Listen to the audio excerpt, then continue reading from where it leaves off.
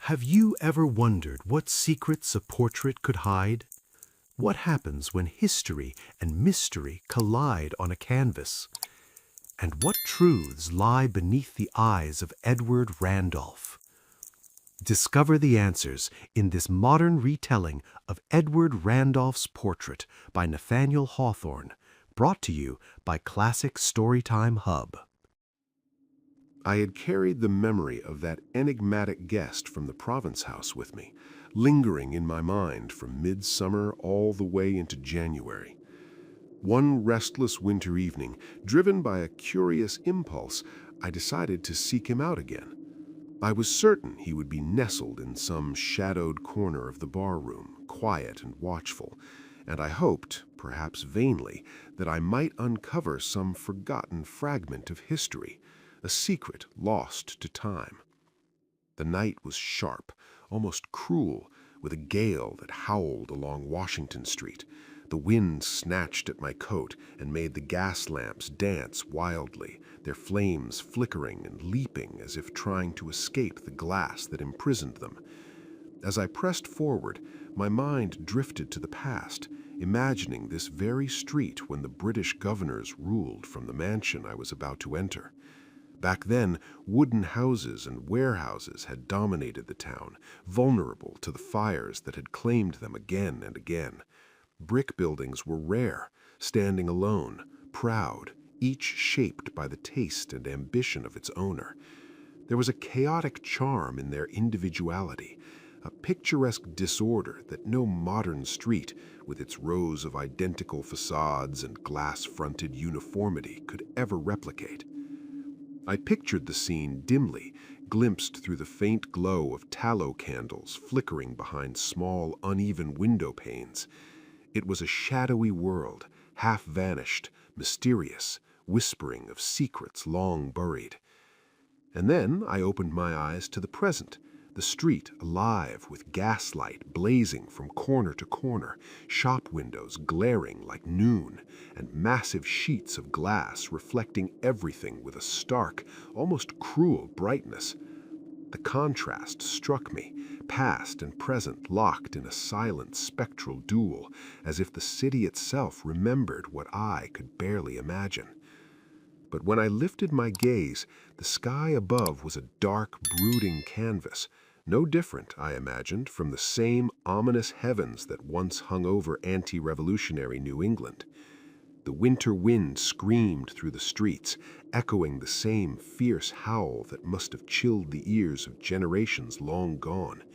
Even the old South Church thrust its ancient spire into the night, vanishing somewhere between earth and a black expanse above. Its clock tolled slowly, deliberately, as it had for countless lifetimes, marking the passage of time with a weighty, almost indifferent warning. Only 7 o'clock, I thought. By the time I hear the tales of my old acquaintance, bedtime will barely approach. I passed through the narrow archway, stepping into the courtyard, its small bounds lit dimly by a lantern hanging above the portal of the province house. Entering the bar-room, I found him exactly where I expected, the old master of stories, perched by a crackling anthracite fire, smoke curling in clouds from a hefty cigar clutched between his fingers. His eyes lit with recognition, a spark of pleasure as he welcomed me.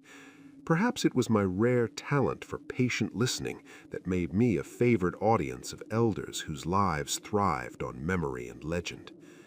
I drew a chair closer to the fire and beckoned the host to prepare us each a glass of hot whiskey punch. It arrived steaming, lemon wedged at the bottom, a layer of deep red port floating above, and nutmeg dusted lightly over the surface, aromatic and enticing. We touched our glasses, and in that moment the old storyteller revealed his name, Mr. Bela Tiffany. The peculiarity of it made me smile, for somehow the odd, distinct name seemed to cement his presence in my mind, giving him a sharp individuality amidst the smoky warmth of the room and the shadowed flicker of firelight. The old gentleman's drink seemed to unlock the vaults of his memory, and soon stories began to pour forth, Tales, traditions, anecdotes of long-dead luminaries, and glimpses of manners and customs that time had nearly forgotten.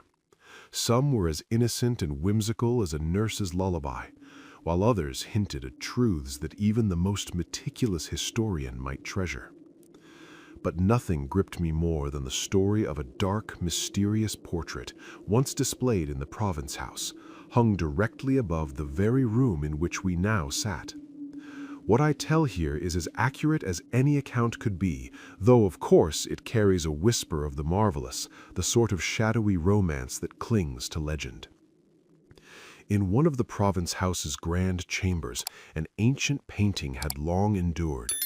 Its frame was black as polished ebony, and the canvas itself had grown so dark over the centuries, stained by smoke, damp, and the relentless passage of time, that the artist's original work was lost beneath its shadowy cloak. Time had drawn an impenetrable curtain over it, leaving nothing but tradition, rumor, and speculation to speak of what had once been revealed there. Through the reigns of countless governors, the painting had remained in place, an unquestioned sentinel above the mantelpiece.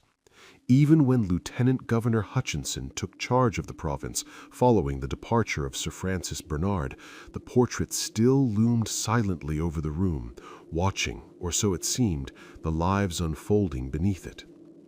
One afternoon, the lieutenant governor reclined in his stately armchair, head resting against the carved wood of its back.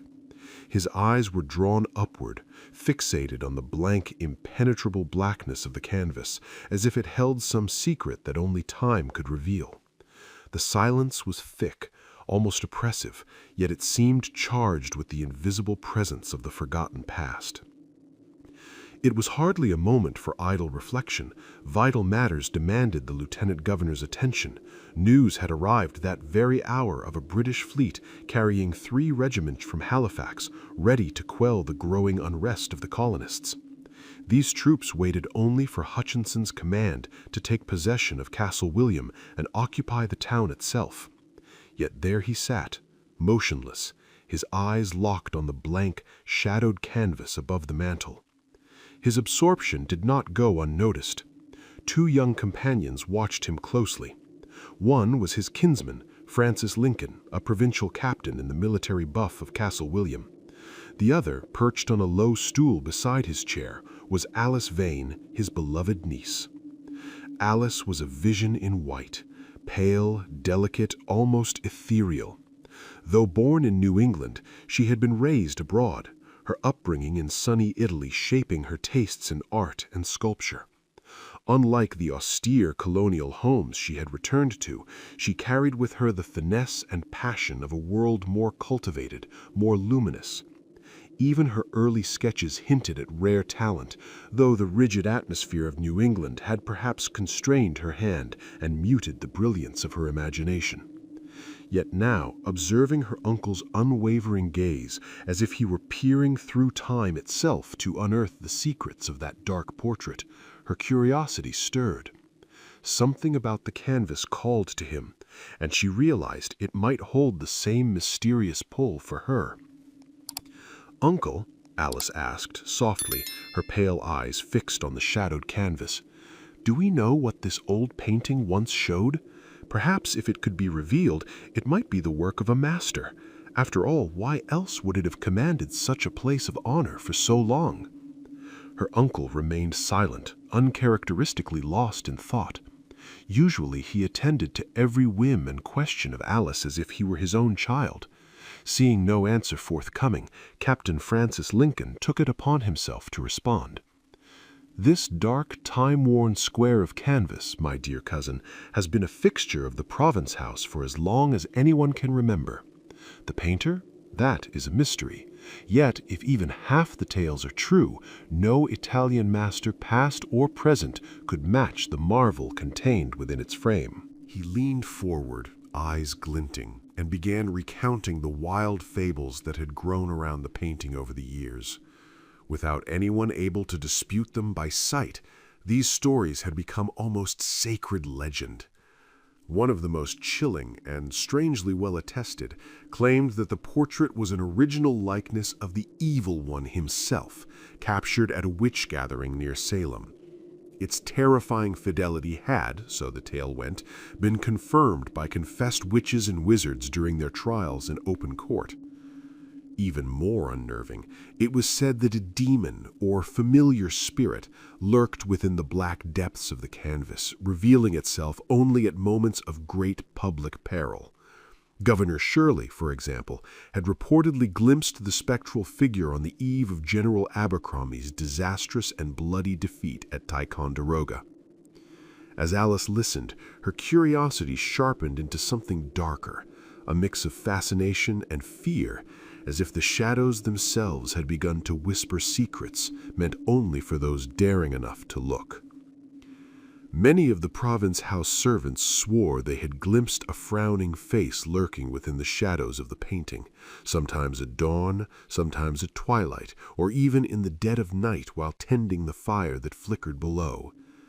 Yet, if anyone was bold enough to hold a torch to the canvas, it remained an impenetrable black void, its features hidden as if by magic.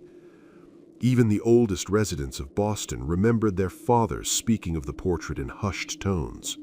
One man recalled how his father had seen it long before it had faded into obscurity, yet he never revealed a word about the face it had once displayed. Over the top of the frame, tattered remnants of black silk hinted that a veil had once hung before it, concealing the canvas until the slow hand of time had made the concealment complete. Perhaps the strangest part was that countless pompous governors of Massachusetts had tolerated the painting's presence in the stately chamber of the Province House, leaving it untouched despite its ominous air. "Some of these stories are truly terrifying," Alice said, a shiver running through her even as she smiled at the tales. "It might almost be worth scraping away the black paint.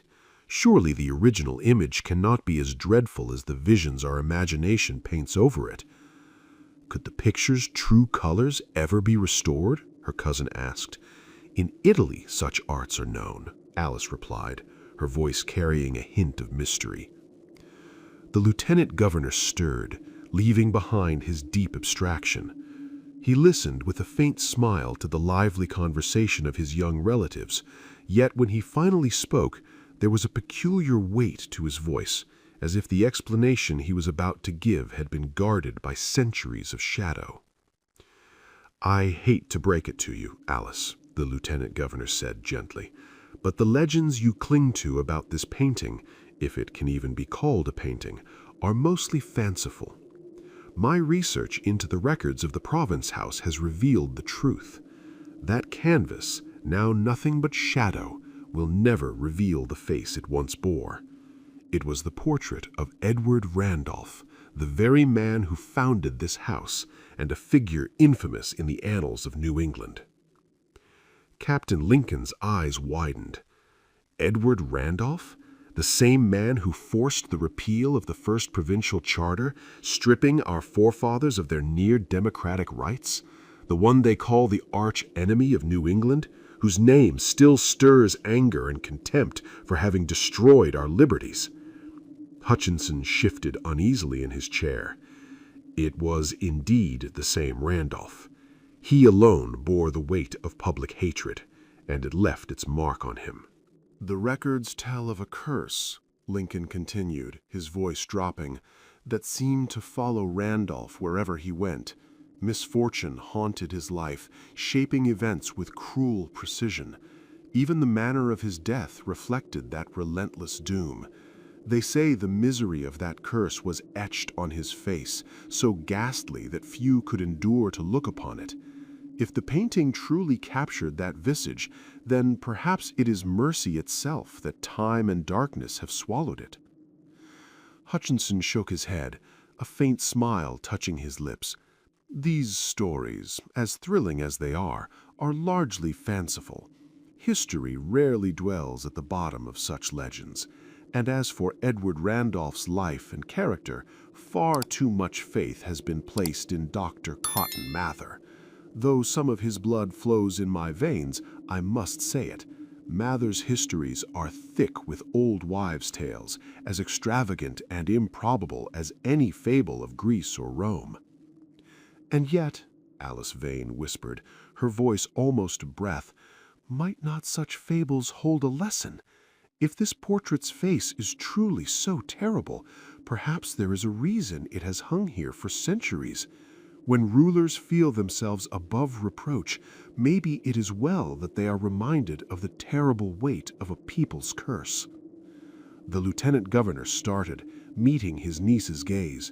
For a moment it seemed as if her youthful insight had pierced through his layers of policy and restraint, touching a part of him that even years of governance could not suppress.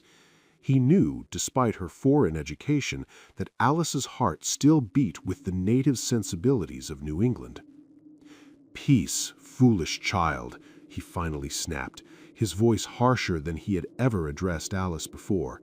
"The rebuke of a king is far to be feared than the cries of a misguided mob. Captain Lincoln, it is settled. Castle William must be occupied by the royal troops. The remaining regiments will be stationed in the town or encamped on the common. After years of unrest and near rebellion, the Crown's authority must stand unshaken."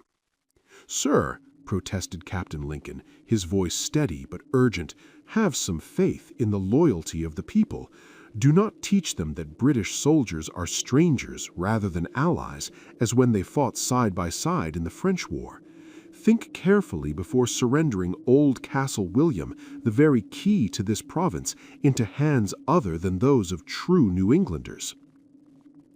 "Your counsel is noted," Hutchinson said, rising from his chair, voice calm but resolute. "But the decision is final. A British officer will arrive this evening to receive instructions for the troop deployment. You, Captain Lincoln, will also attend. Until then, farewell." With those words, the lieutenant governor hurried from the room, leaving Alice and her cousin to follow more slowly, whispering as they went. At one point, they paused, and both glanced back at the mysterious portrait. Captain Lincoln couldn't help but notice Alice's demeanor, ethereal, almost otherworldly. She seemed like one of the spirits from fabled myths, or a creature of ancient legend wandering briefly among mortals, part playful, part aware of human joys and sorrows. As he held the door for her, Alice turned to the painting and beckoned, a playful smile on her lips. "Come forth, dark and evil shape," she whispered, half in jest, half in challenge. That evening, Hutchinson returned to the same chamber, now alive with the weighty business of governance. The room held a mix of Boston's most influential men. There were the selectmen, plain, sturdy men, patriarchs who carried the sober strength of New England's Puritan founders, their presence steeped in the enduring character of the colony.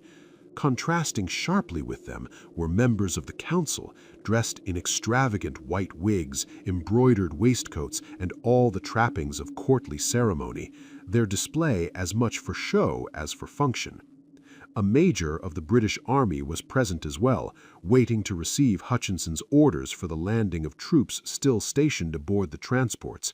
Captain Lincoln stood nearby, arms folded, casting a watchful, almost defiant glance at the officer who would soon assume command in his stead.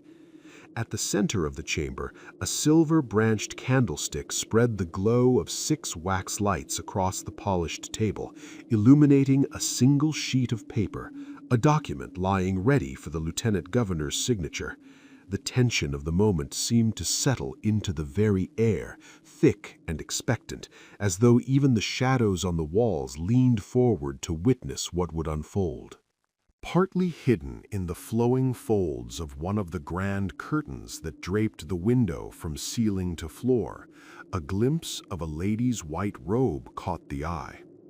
It may seem strange that Alice Vane was there at such a tense moment, but there was something so unpredictable, almost childlike about her, something that defied convention, that her presence didn't raise an eyebrow among those few who noticed her. Meanwhile, the chairman of the selectmen, an aging man with a voice like gravel, was addressing Lieutenant Governor Hutchinson. His words, long-winded and filled with solemn weight, protested the arrival of the British troops in the town. "And if your honor," he concluded with a somber shake of his head, "chooses to persist in bringing these mercenary soldiers into our quiet streets, let the responsibility not lie with us. Think, sir, while there is still time, that if even a drop of blood is spilled, that blood will forever stain your memory. You, sir, have written with great skill the deeds of our forefathers. It is all the more fitting, then, that you should deserve an honorable place in history as a true patriot, an upright ruler, when your own actions are recorded for posterity." Hutchinson, his patience wearing thin but maintaining a polished exterior, responded with a calm, measured voice. "I am not blind, my good sir, to the desire to be remembered well in the history of my country," he said, each word deliberate. "But I know no better way to earn such a legacy than to stand firm against the fleeting spirit of mischief which, with your pardon, seems to have infected even those older than myself. Would you have me wait until the mob storms the Province House, as they did my private home? Trust me, sir, there will come a time when you'll wish you had stood with the King's banner instead of against it." "Yes," the British major said, impatiently, his tone sharp with anticipation. "The demagogues of this province have stirred up chaos, and now they cannot control it. We shall exorcise this devil in God's name and the King's." "If you meddle with the devil, be mindful of his claws," the captain of Castle William retorted, his voice edged with anger at the insult to his countrymen. "Begging your pardon, young sir," the venerable selectman interjected, his tone carrying the weight of generations, "let not an evil spirit enter your words. We shall face the oppressor with prayer and fasting, as our forefathers would have done, and like them we will submit to whatever fate Providence decrees, though always after our best efforts to change it." "And there it is, the devil's claws," muttered Hutchinson under his breath, recognizing the familiar Puritan tendency to submit while still rebelling in spirit. "Very well, this matter shall be expedited immediately. When every corner has a sentinel and a court of guard stands before the town-house, then perhaps a loyal gentleman may safely walk the streets. What is the outcry of a mob in this far-flung corner of the realm? The King is my master, and England is my country. With their strength at my back, I'll crush this rabble beneath my feet." He grabbed a pen, ready to sign the order that would solidify his will. But just as his hand hovered over the paper, Captain Lincoln placed his hand firmly on Hutchinson's shoulder. The action, bold and completely at odds with the rigid decorum expected of the time, shocked everyone in the room, and none more than the lieutenant governor himself. Looking up in surprise and irritation, Hutchinson saw his young relative pointing at the wall opposite them. His gaze followed the captain's finger, and his eyes narrowed as he saw something he hadn't noticed before. A black silk curtain had been drawn across the mysterious painting, completely concealing it from view. His mind was immediately flooded with memories of the scene from the previous afternoon, and in that moment, surprise and confusion tangled together in his thoughts. He could feel the unease building within him, yet there was no doubt in his mind that Alice was somehow involved in this strange event. "Alice! Come here, Alice!" he called out, his voice thick with the weight of the moment. No sooner had the words left his lips than Alice Vane glided silently from her position. With a quick, graceful movement, she pressed one hand against her eyes, as if shielding herself from the reality of what she was about to reveal. The other hand reached up, swiftly drawing back the black silk curtain that had obscured the portrait. An audible gasp rippled through the room, a collective sound of disbelief. But the lieutenant governor's voice was one of sheer horror. "My God," he whispered under his breath, his words more for himself than for the others in the room. If the spirit of Edward Randolph were to emerge from the depths of hell itself, he could not wear more terror on his face. The aged selectman spoke slowly, his voice carrying the weight of centuries of history. "For some wise purpose, Providence has lifted the veil that hid this dreadful image for so long. No living man has seen what we now behold." And there, within the once empty frame, which had only hours ago been filled with nothing but a dark void, a picture now stood clear, a half-length figure of a man. His clothing, rich yet undeniably old-fashioned, was of embroidered velvet, complete with a broad ruff around his neck and a thick beard. He wore a hat with a broad brim, casting a shadow over his brow. But it was the eyes, those eyes that caught everyone's attention. They gleamed with a peculiar intensity, almost lifelike, as if they were alive, staring directly at the stunned onlookers. The portrait seemed to rise from the wall itself. Its presence felt more like a living being than a mere painting. The expression on the man's face, if it could be called that, was one of utter shame, as if he had been caught in some unspeakable crime, and now exposed to the scorn and laughter of an entire crowd. It was as though the very air in the room thickened, suffocating the witnesses with the weight of what they were seeing. The struggle was evident. The face in the portrait seemed to fight against the weight of its own torment, a defiance crushed beneath the overwhelming weight of guilt and ignominy. The pain of the soul had been written across the features, each line and shadow telling a tale of deep suffering. It was as if the painting, hidden away for so long behind the veil of centuries, had been quietly gathering a more intense, more terrifying darkness until it now leapt from the canvas, casting an ominous shadow over the present moment. If the wild legend was to be believed, this was the portrait of Edward Randolph, the man who had been shaped and transformed by a curse that had twisted his very nature, a curse laid by a people he had wronged. "That face would drive me mad," Hutchinson muttered, his voice a blend of fascination and dread as his eyes remained locked on the image. "Then be warned," whispered Alice, her voice heavy with meaning. "He trampled on the rights of a people. Look at his punishment, and do not follow in his footsteps." For a fleeting moment, the lieutenant governor actually trembled, a rare crack in his usually stoic demeanor. But he fought to suppress the uneasy sensation, pushing away the feeling that the portrait's eyes were piercing his very soul. "Girl," he snapped, his voice sharp with forced confidence as he turned to Alice, "have you brought your artist's tricks here, your Italian flair for intrigue, your stage effects, and think to manipulate the minds of rulers, the fate of nations with such shallow artifices? Look here." "Wait," the selectman interjected, his voice low but filled with intensity.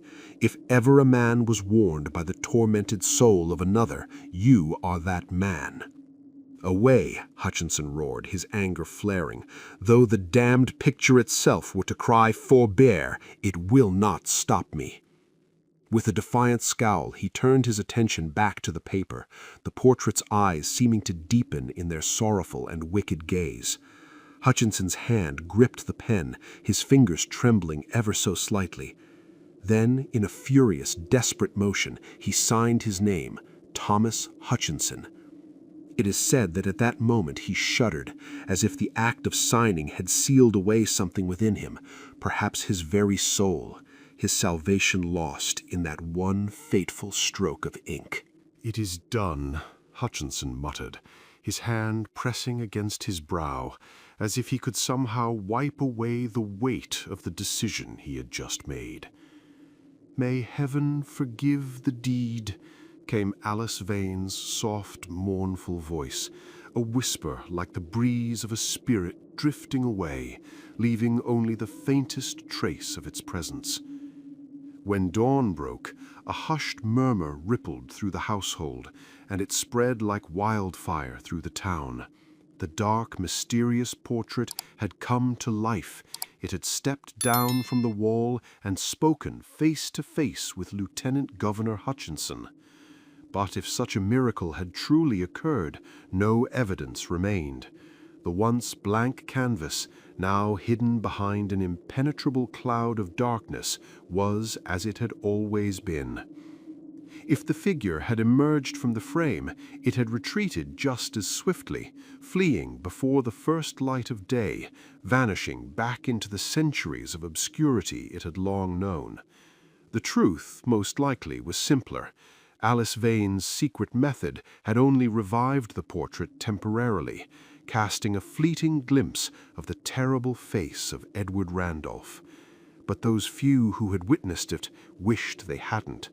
They never sought a second look and were haunted forever by the image of that awful visage, feeling as though they had seen a spirit of darkness come to life before them.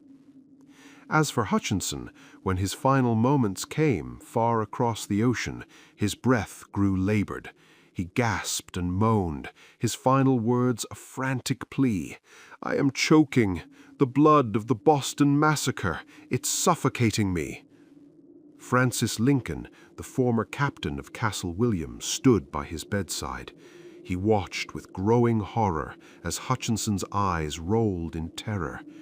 In his frantic, delirious state, there was a look on his face that reminded Lincoln of something, a face he had seen before, a face that was not his own, but that of Edward Randolph. Had Hutchinson's broken spirit finally felt the crushing weight of the people's curse in his final hour?